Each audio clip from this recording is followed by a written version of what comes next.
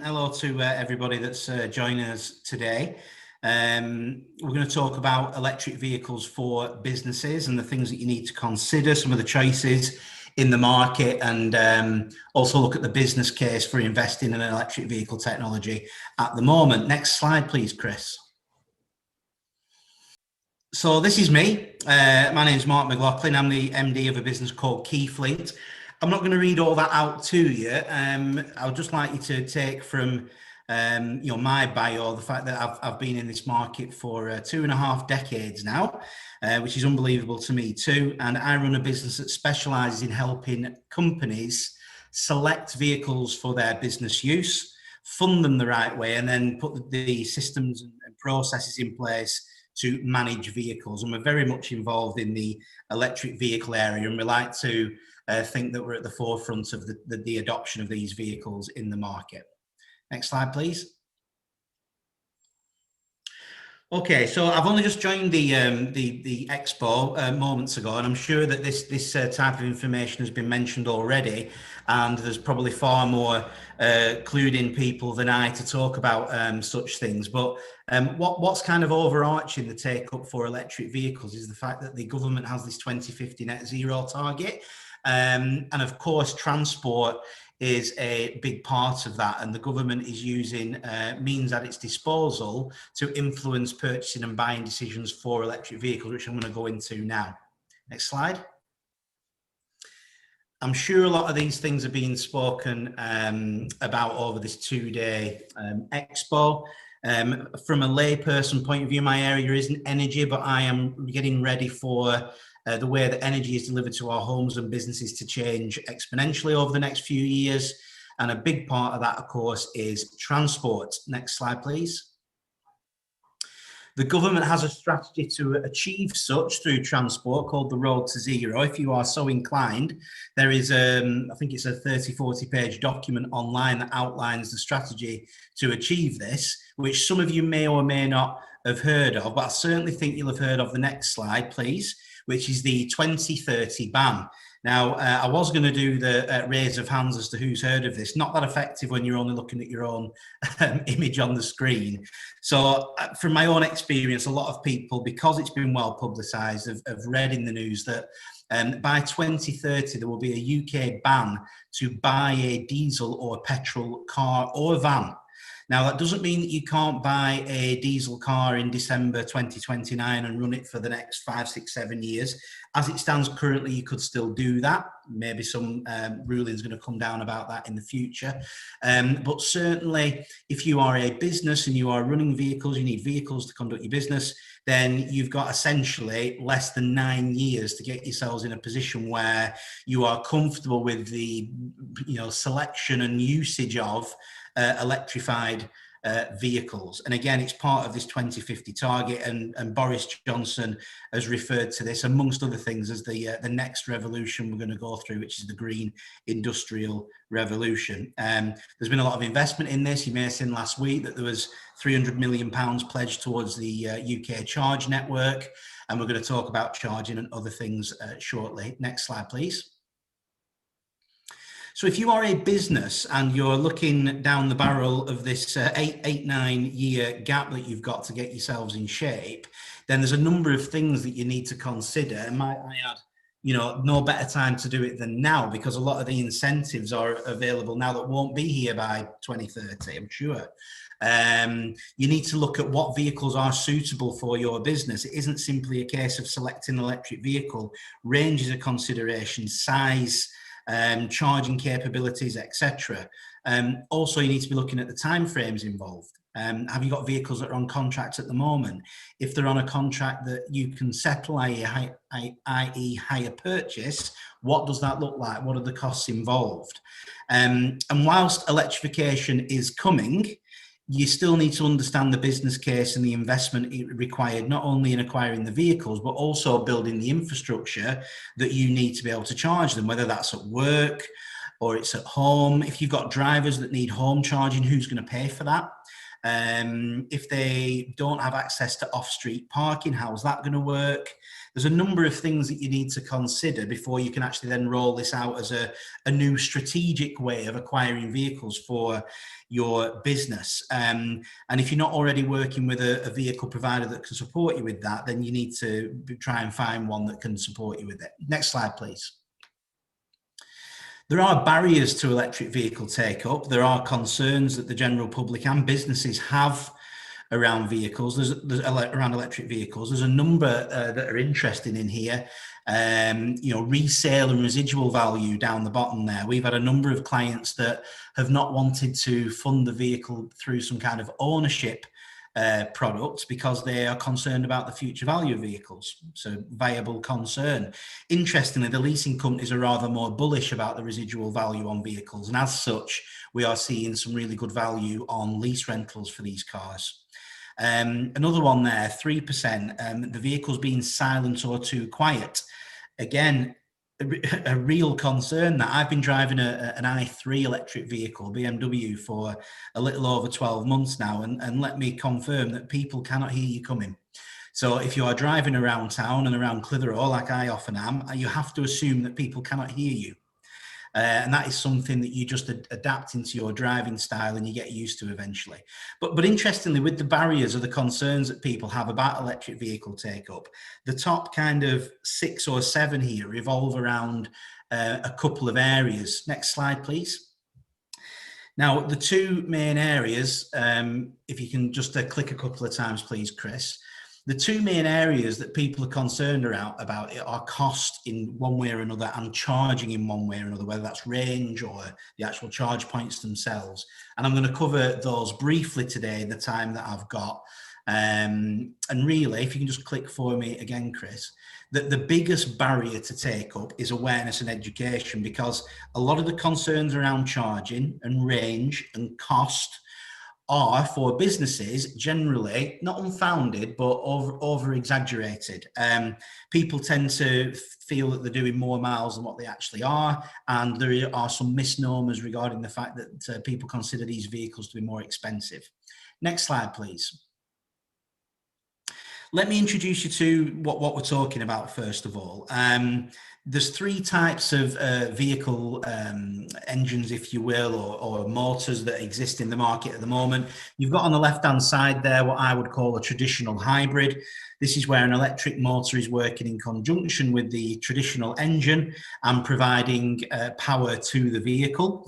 What we're really interested in, and this is where the tax benefits are and the lower CO2s are, is in the plug-in hybrid, often referred to as PHEV or PHEV, where there is a pure electric drive available on the vehicle, and importantly, they require charging, whereas the traditional hybrid does not require charging. The promised land, though, however, if you can kind of skip that stage as a business and go straight to electric, is to a full BEV, a battery electric vehicle. And whilst other vehicles are available, a lot of people are familiar with Tesla and a Tesla 3. That is the archetypal full electric vehicle, I would say, at this moment in time, albeit there are lots of manufacturers and models joining the party all the time. Next slide, please. Here are some of the suspects that are out in the market at the moment, just as a little bit of an introduction. In the top left there, you've got the Tesla 3, and in the top right, it's big brother, the Tesla S. Top middle there, Jaguar I-Pace, fully electric vehicle. You've got the Nissan Leaf there down at the bottom. Now, as I mentioned before, I'm driving a BMW i3 at the moment, which is that BMW on the right-hand side. And I've been living with an electric vehicle for a little over 12 months now. And one thing I do not miss is visiting a petrol station on a weekly basis. It's one of my pet peeves, and I certainly am not missing it. And I'm not buying as many Mars bars or cans of pop either, so that's an added benefit. I was fortunate enough to drive that vehicle in the middle there recently, the Mercedes EQC, part of their EQ range. What a fantastic car that was. Expensive, it's over £75,000, so it's a big investment, but again, really felt like a luxurious premium vehicle. And lots of certainly company directors are going for vehicles like that. because yes, there may be an investment required on the acquisition, but the tax benefits are much more efficient than running the vehicle privately or a diesel or petrol company car. Next slide, please. Here are some electric vans. This is going to be the shortest slide in the presentation. Vans are a little bit behind the curve, I would say, compared to the cars. There are a number of applications where the electric vans are suitable at the moment, but the ranges aren't quite there. There's also problems to overcome about, payload and how that affects range. What I would say is, whilst this conversation today is mostly about cars, that vans are very much going to be at the forefront of what we will be talking about perhaps next year and certainly the year after. There's a few new entrants into the market and some advances with the technology and range that are going to be very exciting. And when that comes, I think you're going to see take-up of electric vehicles growing very quickly. Next slide, please. Another kind of misnomer at the moment, if you can click through 2 or 3 times, please, Chris, is that there aren't that many EVs to choose from. Well, there's 29 manufacturers that are making electric vehicles at the moment, providing us with 48 models and all those different derivatives. So granted, there isn't quite the choice in the market compared to the combustion engines, but it's very much getting there. And in fact, on the next slide, please, Chris, these are manufacturers that have vehicles coming out this year going into 2022. Hyundai's just brought out the Ioniq 5, which I think is going to be an important car. Rivian, which I believe is an executive higher value vehicle, new entrant to the market. Very interesting. We mentioned Mercedes as well with the EQ range. So there's plenty of activity. And in fact, for a boring old car and finance man like myself, it certainly made things a lot more exciting this last 12 months or so. And the industry's got this kind of injection of enthusiasm, new ideas and new models and technology. And it's a good time to do what we do, really. Next slide, please. If you just click through again, please, and again. So going from right to left, just to introduce you to the charging that's available, you've got you can actually charge vehicles on your normal 3-pin at home, which I have done before. I don't necessarily recommend it. It takes a hell of a long time, and you could be looking at kind of over 10 hours to charge your vehicle on the slow charging on the 3-pin. But to be honest, if you can do that, it is a viable option if indeed your vehicle is going to be parked on your drive for that long. You've then got the fast chargers and the rapid chargers. These tend to be what's available in the public charge network. You can have a fast charger at home, which tends to be the main one that people get fitted. Just to give you an idea on charging times, and again, this depends on the capacity of the battery that's on the vehicle, so it does vary, but you could get a full charge of a fast charger somewhere in the region of 5 to 6 hours.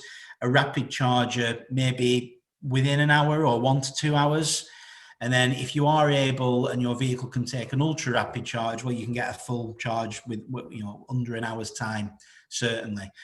One thing that is kind of a popular way of using the charge network is using a rapid charger to obtain, let's say, up to 100-mile range within 20 to 30 minutes. And I think that's a popular way of using the public charge network.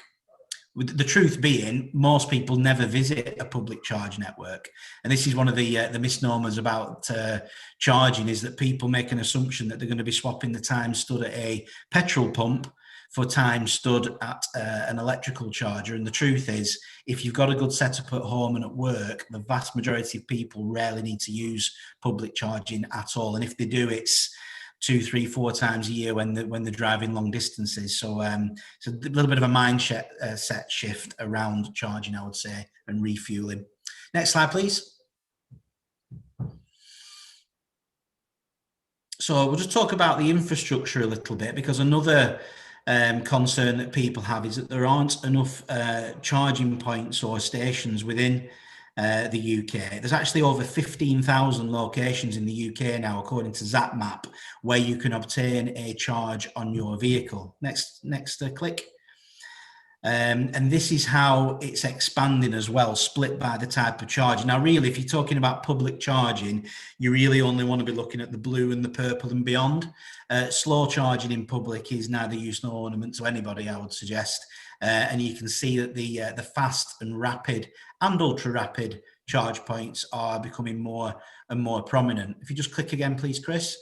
Put that into contrast to how many petrol stations there are in the UK, admittedly with multiple pumps, but it's just interesting to note that there's almost half as many petrol stations as there are locations that are offering charging.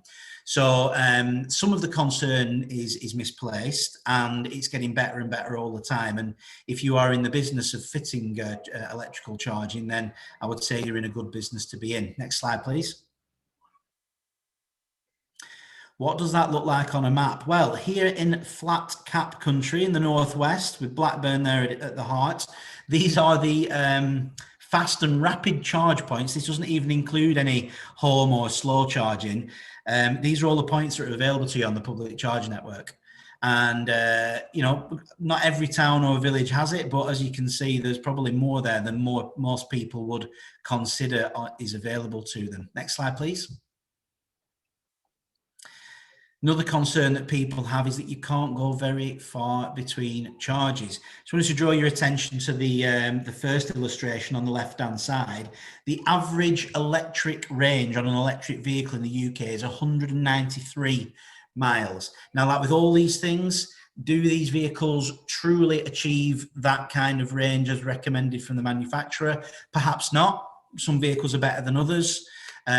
But still, you know, there's not many people, or certainly a big chunk of people, rarely do more than 100, 120 miles in a day. And, you know, even for people that are higher mileage users, you can take longer range vehicles or make a different selection. Even if you take our friends at Tesla out the equation on the next graph to the side of it, it's still 174. So many of these vehicles will do exactly what people need them to do. I think the anxiety around this is often due to a lack of education and understanding of what's actually available. Next slide.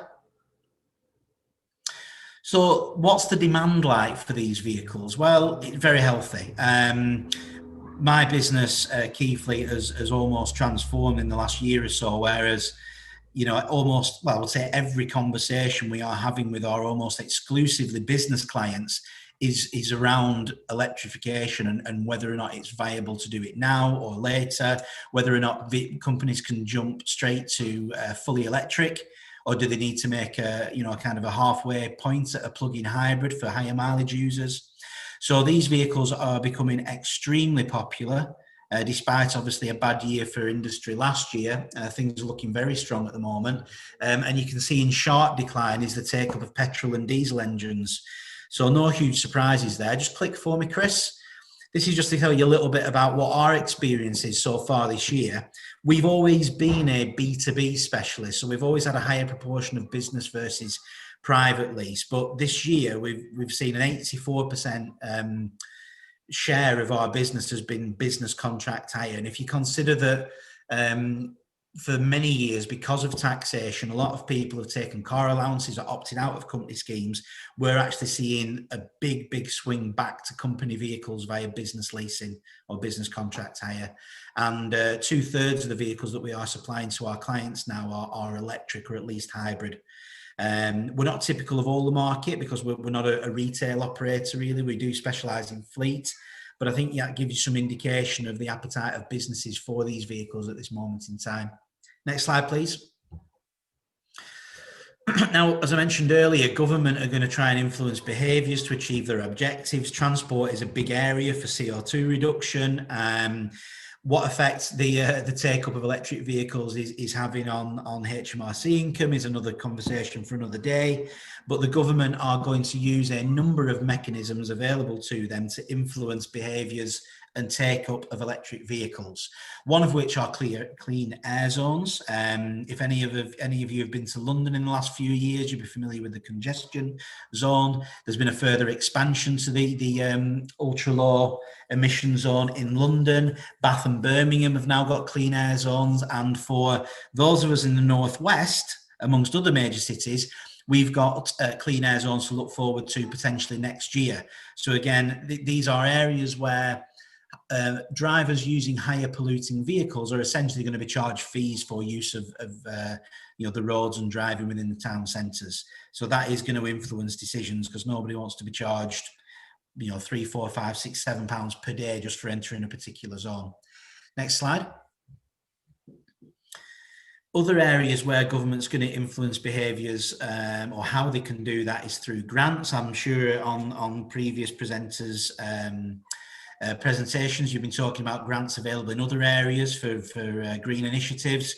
There's 2 grants currently available for vehicles. The first one is the plug-in car grant, where eligible vehicles can have £2,500 or 35% of the purchase price, essentially additional discount from the vehicle. That was reduced recently. I think it used to be 3,500 or was it 3? I can't recall now, but it's now 2,500, which is again another sign that these vehicles won't be subsidised forever, and the benefits of having an electric vehicle will never be never be stronger than they were yesterday, so to speak. For charge points, and grants are available for home charging. So if you're an individual and you need to fit a charge point at home and you have off-street parking, you can access £350 towards the cost of that.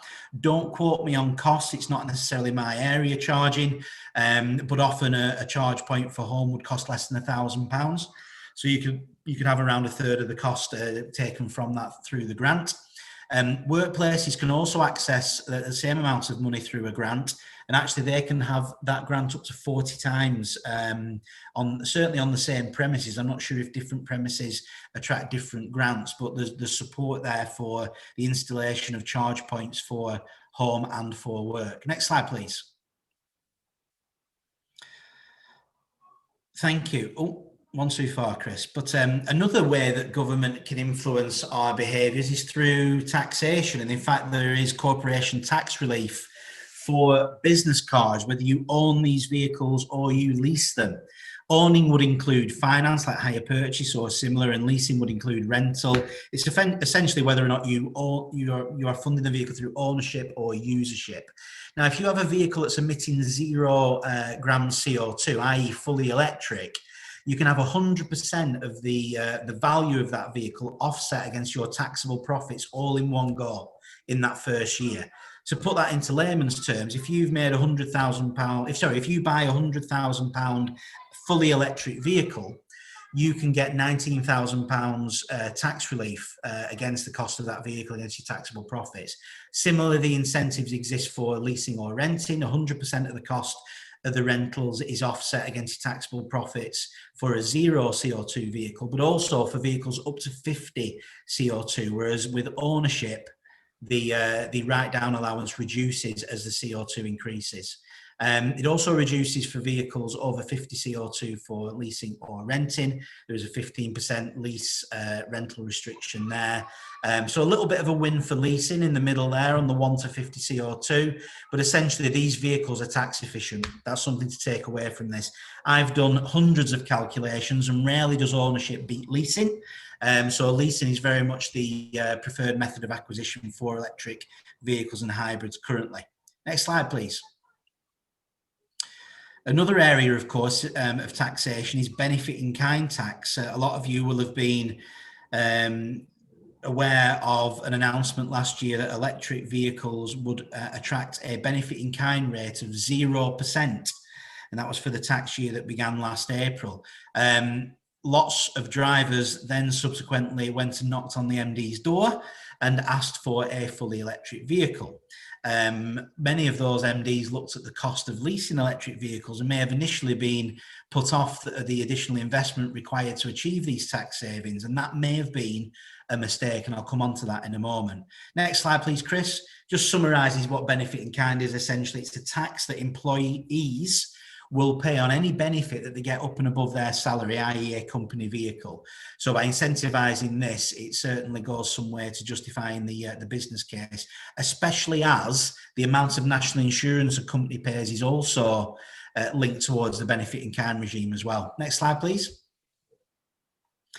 This is the, probably not easy to follow actually if you're not in the industry. This is the benefit in kind tax table for cars. If you just click on a few for me, Chris, this will determine how much tax a driver pays. Next one as well. One more. Sorry, go back one. Yeah. The factors involved here, of course, are which tax year you're in. As time goes on, the tax benefits are getting less so. The value of the vehicle has an impact here as well, and also the CO2. And reasonably new is the fact that vehicles that have a pure electric range, so particularly talking about hybrid vehicles here that may tick the box for low CO2, but may not actually have much pure electric drive. Well, the ones that do are rewarded, and those are the ones that attract a smaller benefit in kind percentage as well. Next slide, please. Yeah, that'll do for now. Just to go back one, just to focus on the first three vehicles here. I've picked three, nice executive German vehicles here. Not unusual to see salespeople or managers or similar driving vehicles like this. In fact, they're all popular vehicles at Keyfleet. I've done some calculations here based on a 40% taxpayer. And if you look at the bottom there, that is how much benefit in kind tax per month a 40% taxpayer would pay for driving these vehicles. And there's some people are very acutely aware of this. Often people miss it, and they're not even aware of how much benefit in kind they're paying. In contrast, on the next click, if you can, Chris, you'll see a couple of hybrid vehicles. So these are plug-in hybrids, BMW and Mercedes. They're comparable to the diesel counterparts on the left there. But because of the lower CO2, you can see there the benefit in kind amount that these drivers are paying is reduced substantially. And that's what's making them very attractive to drivers.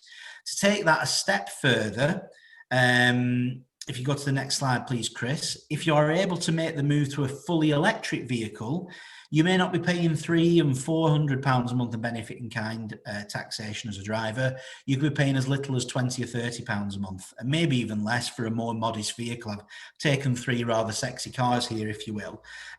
One thing that is amazing, if you look at the Porsche Taycan, it's a £71,000 car. You're paying a tenth of the company car tax on that vehicle as you are on a 320 diesel BMW. Granted, the rental is more expensive, or is higher amount. But you can imagine why people are looking at this and seeing now a fully electric company vehicle as a very tax efficient way to run a vehicle through your business. Next slide, please.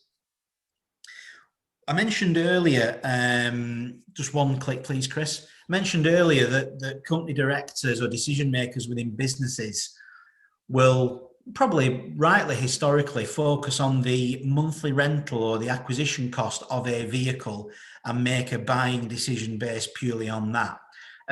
It's a mistake, really. There are several more factors, Chris, if you click, please, that need to be considered when you're making an informed decision about what vehicles to run and how to fund them in your business, especially with electric vehicles, because the swing in tax benefits is huge, and you can't just look at the cost on a monthly basis. You've got to look at tax efficiency, VAT, what's the benefit in kind amount for the driver. Again, not necessarily a business cost, but it does influence how much national insurance businesses pay. Fuel is a big thing as well. I mean, you can imagine the difference in fuel costs from a diesel vehicle doing 25,000 miles a year compared to a fully electric. It can be a hell of a difference, thousands of pounds a year. And also maintenance. Let's not forget, an electric vehicle doesn't have an engine. There's a lot less moving parts in there, and therefore the maintenance costs are generally much lower. Click again for me, Chris, please.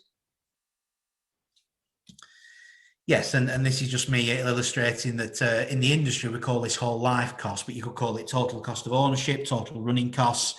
And I think, hopefully most of you would just see how that makes sense to consider that when you are looking at electric vehicles for your business. Next slide, please.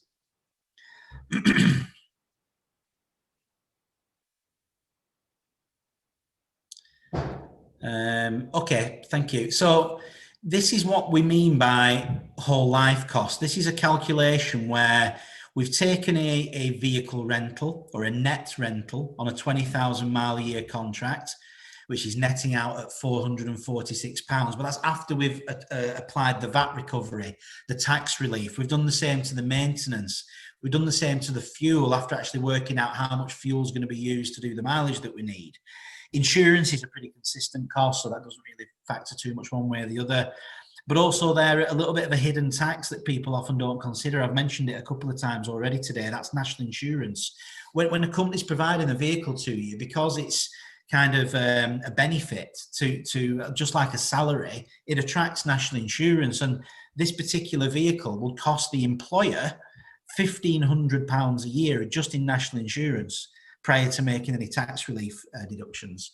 So what I want you to take from that is, whilst this vehicle's net rental might be £484 a month, the actual true cost of the business is £694 after all the adds and subtractions are done, in addition to the driver paying £363 a month in benefit in kind tax.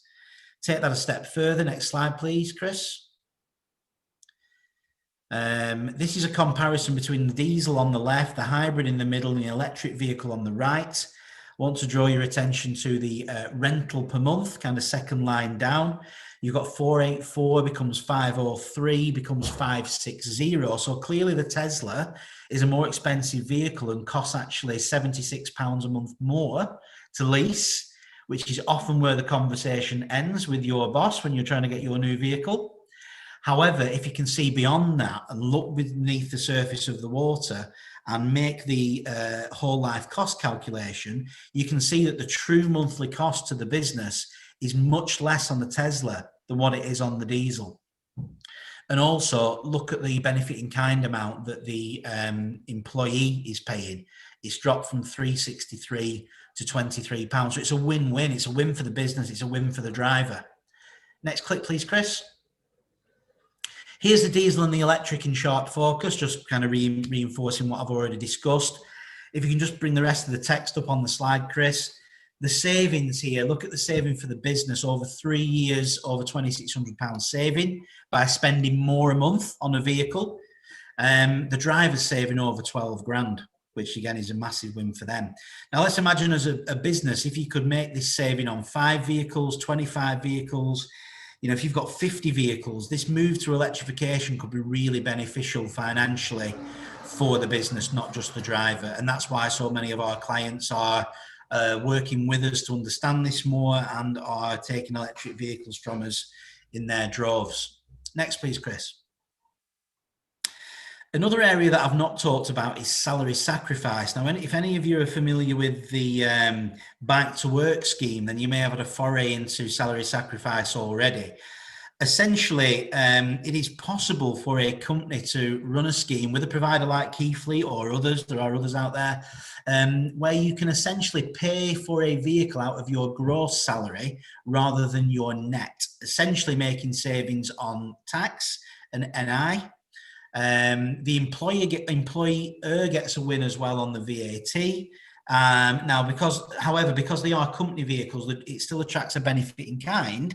However, because of the current regime with electric, this is where there can be a huge win. And on the next slide, Chris, I've got an example of potential savings by running a salary sacrifice scheme. Now, it's important for me to point out that salary sacrifice is more of an employee benefit rather than a replacement for a traditional company car. Your company car drivers will probably still stay in company cars under normal business lease. However, this is potentially a benefit that you can offer out to your employees. If you take the Corsa on the left, fully electric, versus the 1.2 petrol on the right-hand side, you can see the, nearly £200 a month, £167 a month to be exact, saving by running this through a salary sacrifice scheme rather than a personal lease. So this is very attractive, and it's also the reason why lots of companies are talking to us at the moment about looking at the viability of salary sacrifice as well. That was just a little snippet into salary sacrifice. It's a conversation or a presentation for another day, but if companies have a large staff base and they'd like to give them that employee benefit, it's definitely something to look at. Next slide, please. This all got me quite excited when I was putting this webinar together last week, and I started thinking about the return of the company car, and I was online looking for suitable images that I could pinch to use within this webinar, and I actually found reference to the rebirth of the company car. And just to give you an idea of how kind of prominent this is the a big industry event that's happening later this month, Company Car in Action, and a big theme running throughout their event is the rebirth of the company car. And in fact, Rob East, who works within the corporate sales team at BMW, mentioning here that a lot of their clients are talking about their fleet sizes for business vehicles increasing over the next 3 years. And I would, referring back to my earlier comment, I think that means that 28% of companies just don't know about it yet, rather than they've made an informed decision. So it's big news in vehicle world, is the kind of the comeback of the company car. Next slide, Chris, please. So in summary, and you can put these all on screen for me, Chris, if you don't mind, there are pros and cons right now for electric vehicles. It's one thing that we've not touched on, of course, is that this is better for the environment. You're going to reducing your carbon footprint, which I'm sure has been something mentioned within other presentations so far.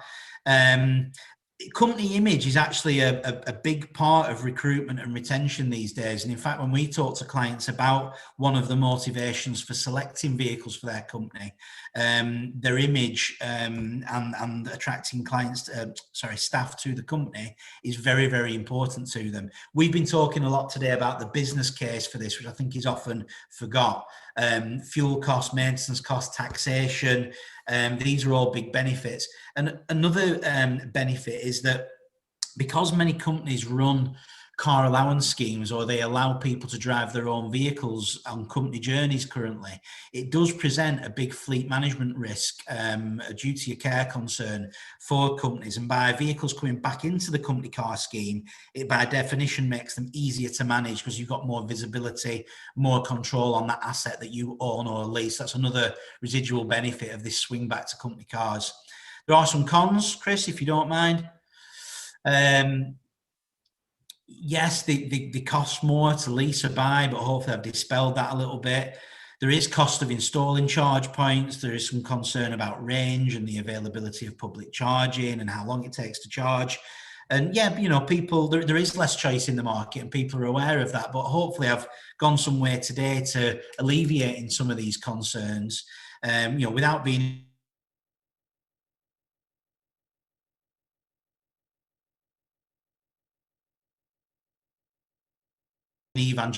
businesses there to the job today. Next slide, please.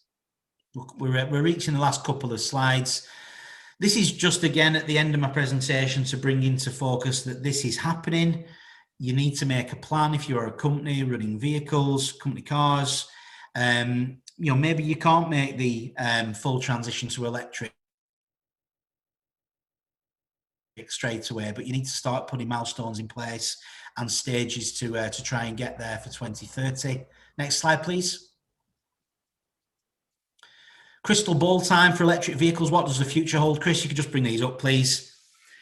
Price parity with combustion engine vehicles. Yeah, I think it's coming. It's not there yet. They are more expensive at the moment, but it's probably coming. There's more developments with the charging network and the ability to charge vehicles at the curbside. Could we see 500 derivatives in the next few years? Probably. Ranges of 250 to 300. I think that's a given. That's coming. I think there's another one on there as well, Chris. Can you get a 10 to 80% charge in 5 or 10 minutes? Yeah, I think that's coming. You know, these are the things that are probably on the horizon for us in the near future. Next slide, Chris. At one click, we'll start a little slideshow. Go back one, please. This is just to kind of focus people on what can happen within a 9-year period. These are all brands or services that weren't around in 9 years, which is the time we've got to get to 2030. And a lot of these technologies and brands and services are now household names. So if you are thinking that charging isn't there, if you're thinking that choice isn't there, there's a lot can happen in 9 years. And if you click on a couple of clicks, Chris, for me, so much can happen in 9 years that Blackburn were in the Premiership 9 years ago before we sadly got relegated to the Championship. It would seemingly seem for forever. So a lot can happen in 9 years, but one thing's for sure is that electrification is coming. Next slide, please. The best time for electric vehicles was yesterday. The next best time is now. The tax advantages and price gains, or the running cost gains will never be as good as they are today. So if you want to have a conversation with your provider, if you want to talk to Keyfleet, we're here and we're ready to help people decide whether or not they can make the move now or in the near future. Thank you. That's the end of the presentation. Oh, good. Thank you very much, Mark. Very comprehensive, especially the numbers. I think is one of the real eye openers with that as well.